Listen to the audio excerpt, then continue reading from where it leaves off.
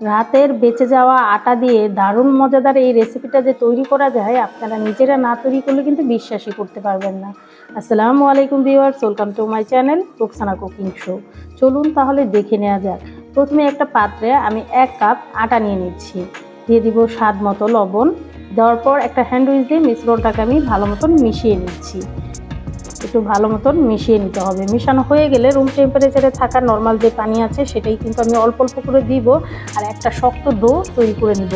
আপনারা চাইলে রাতের বেঁচে যাওয়া আটা দিয়েও কিন্তু এই রেসিপিটা তৈরি করে নিতে হবে, তবে কিন্তু অল্প করে আটা অ্যাড করবেন, এতে কিন্তু ডোটা আরেকটু শক্ত করে তৈরি করে নিতে হবে। আমার যেই রেসিপিটা করব সেটা কিন্তু ডোটা একটু শক্তেরই প্রয়োজন হবে। তো আমি ঢাকনা দিয়ে 10 মিনিটের জন্য রেস্টে রেখে দিয়েছিলাম। রেস্টে রাখার পর দেখুন আমার ডোটা কিন্তু একদম সফট হয়ে গেছে। এই জন্যই অবশ্যই চেষ্টা করবেন ডোটা যাতে একটু টাইট ফিট হয়। তো রাতের বেঁচে যাওয়া আটা কিংবা রুটি দিয়েও কিন্তু এই মজাদার রেসিপিটা তৈরি করা যায়। তো আমি একটা বোর্ডের মধ্যে সম্পূর্ণ ডোটা কিন্তু নিয়ে নিলাম। হাতের সাহায্যে এখন একটু লাম্বাটে শেপ করে নিচ্ছি। তো আমার 1 কাপ আটা থেকে কিন্তু 3টা লিচি হয়েছে, এই দেখুন। বাকি লিচিগুলো আমি সাইড করে রেখে একটা লিচি আমি বেলে নেব রুটির মতো করে। তো সামান্য পরিমাণ আটা দিয়ে দিলাম, দেওয়ার পর কিন্তু এটাকে আমি রুটি বেলে নেব।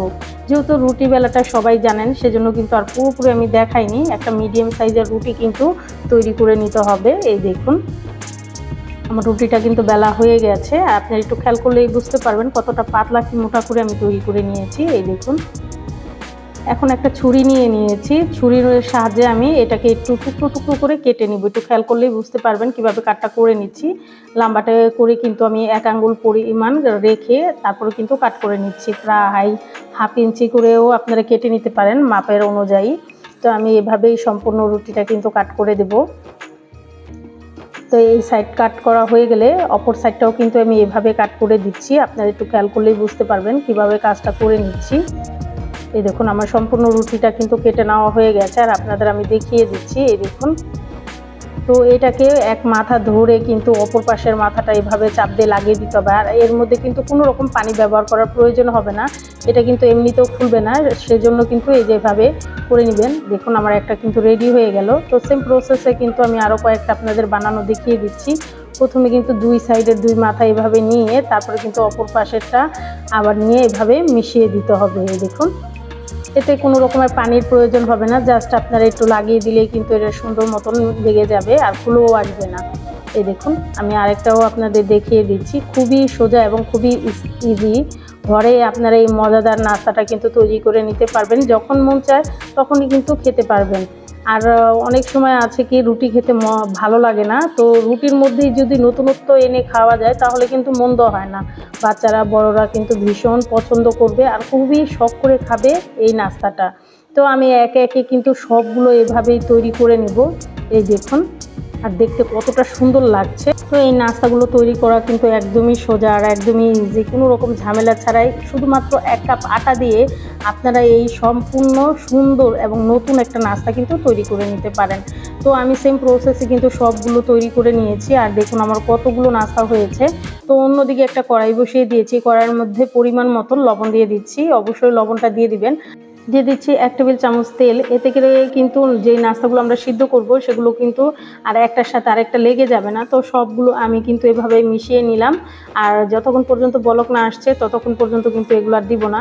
যখন এরকম বলক চলে আসবে তখন কিন্তু আমি একে একে সবগুলো পাস্তা দিয়ে দিচ্ছি। হাতের তৈরি পাস্তা খেতে যেমন মজার, তৈরি করাও কিন্তু একদম সোজা আর খুবই স্বাস্থ্যকর হয়। শুধুমাত্র 1 কাপ আটা দিয়ে যে আপনারা এই মজাদার নাস্তাটা বা পাস্তাটা তৈরি করে নিতে পারবেন, নিজেরা না তৈরি করলে কিন্তু বিশ্বাসই করতে পারবেন না। এই দেখুন আমার সিদ্ধ করা কিন্তু হয়ে গেছে, আমি 10 থেকে 15 মিনিটের মতো সিদ্ধ করে নিয়েছি। অন্যদিকে আমি 2 টেবিল চামচ রান্না করার সয়াবিন তেল দিয়ে দিচ্ছি 1 চা চামচ রসুন কুচি। তো দেওয়ার পর কিন্তু এটাকে আমি একটু নেড়ে চেড়ে ভালো মতন ভেজে নেব একটু সময় নিয়ে। এই তো নেড়ে চেড়ে কিন্তু আমি ভেজে নিচ্ছি। এখন দিয়ে দিচ্ছি 2টা পেঁয়াজ কুচি আর 4-5টা কাঁচামরিচ কুচি। এটাও নেড়ে চেড়ে আমি একটু ভেজে নিচ্ছি। ভেজে নেওয়া হয়ে গেলে দিয়ে দিচ্ছি একটা টমেটো এভাবে কুচি করে নিয়েছি সেটা। তো এটাকেও আমি কিন্তু নেড়ে চেড়ে বেশ কিছু সময় এভাবেই ভেজে নেব, যতক্ষণ পর্যন্ত টমেটোর সফট না হয়ে যাচ্ছে ততক্ষণ পর্যন্ত কিন্তু এটা নেড়ে চেড়ে ভেজে নিতে হবে। তো আমি এভাবেই কিন্তু নেড়ে চেড়ে এটাকে ভেজে নিচ্ছি। বেশ কিছু সময় কিন্তু আমি নেড়েচেড়ে ভেজে নিয়েছি। এখন নুডলসের 1 প্যাকেট মশলা আমি দিয়ে দিলাম, দিয়ে দিচ্ছি স্বাদ মতো লবণ, আর দিয়ে দিচ্ছি 1 চা চামচ কাশ্মীরি লঙ্কা। এতে কিন্তু কালারটাও সুন্দর আসবে আর দেখতেও কিন্তু ভীষণ সুন্দর লাগবে। দিয়ে দিচ্ছি ধনিয়া গুঁড়া 1/2 টি স্পুন, গরম মশলা গুঁড়া 1/2 টি স্পুন।